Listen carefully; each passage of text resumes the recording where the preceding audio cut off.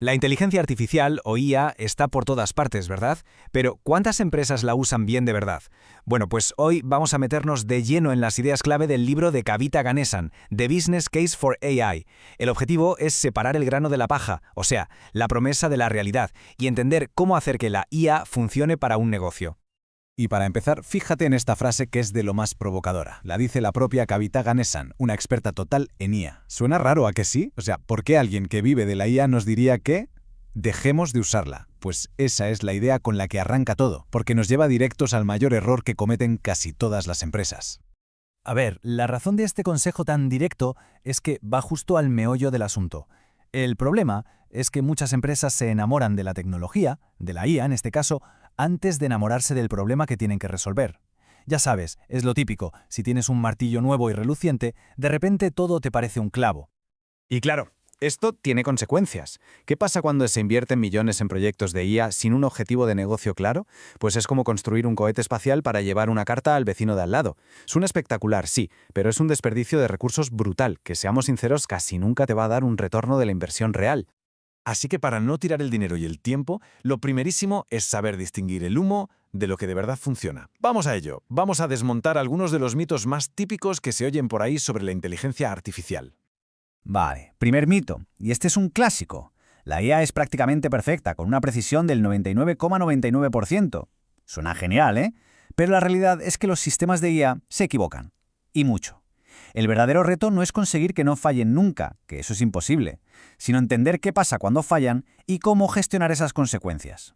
Y es que aquí el contexto lo es todo. Pensemos un segundo. Si el filtro de spam de Gmail se equivoca y te manda un email importante a la basura, pues es una faena, pero nada grave. Ahora, imagina que una IA que analiza un tag se equivoca en un diagnóstico. El riesgo ahí es enorme.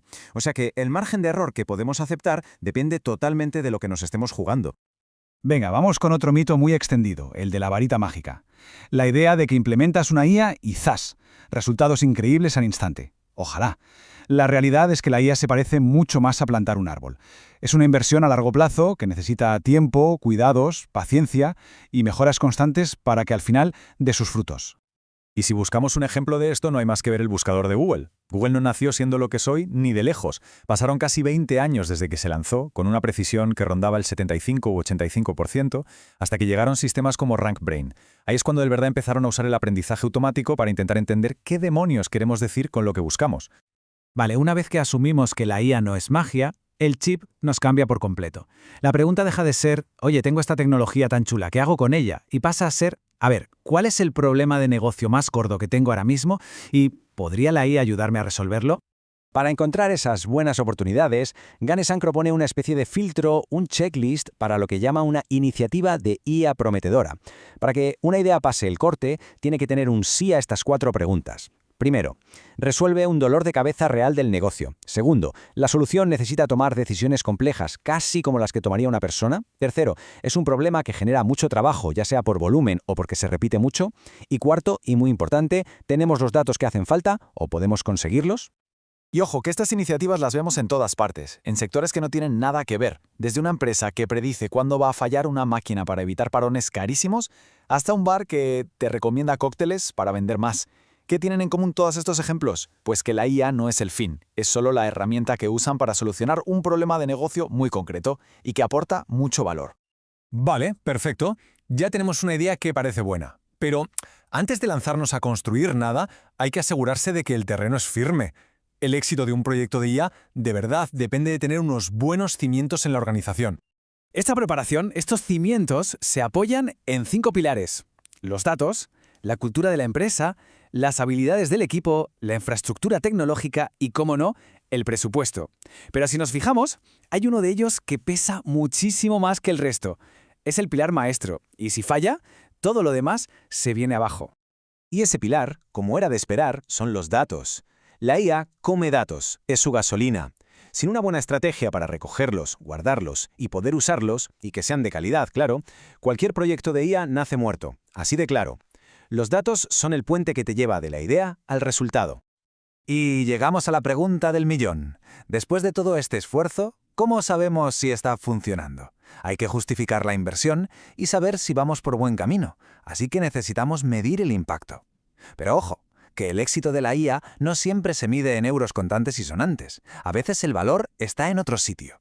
Aquí es donde entra el concepto de ROI, que significa retorno de la inversión en IA. Y la gracia del ROI es que no solo mira la pasta, lo que mide es la mejora en los procesos. Dicho de otra forma, ¿cuántas horas de trabajo repetitivo le hemos quitado a un equipo? ¿O en qué porcentaje hemos reducido los errores al meter datos?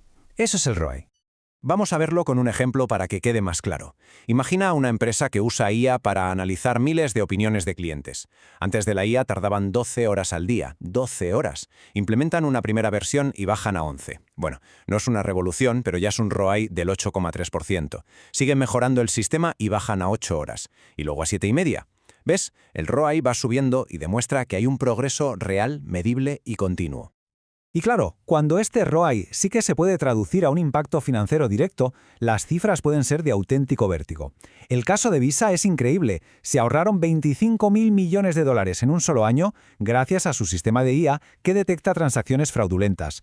Eso es un retorno de la inversión, más ir o no lo siguiente. Así que, al final, la gran lección de todo esto no es dar un salto de fe gigante hacia la IA, no. La clave está en dar pequeños pasos, pero de forma sistemática y con una estrategia clara. Se trata de ir cerrando poco a poco las brechas que tengamos para poder construir algo que sea de verdad sólido y que dure en el tiempo. Y todo esto empieza no con la tecnología, sino haciéndose una pregunta. Una pregunta como esta. Dentro de cualquier organización, ¿cuál es ese proceso repetitivo, pesado y de gran volumen que si se pudiera automatizar liberaría al equipo para que pudiera hacer cosas mucho más importantes y de más valor? La respuesta a esa pregunta, ahí puede estar el germen de una iniciativa de IA que de verdad lo cambie todo.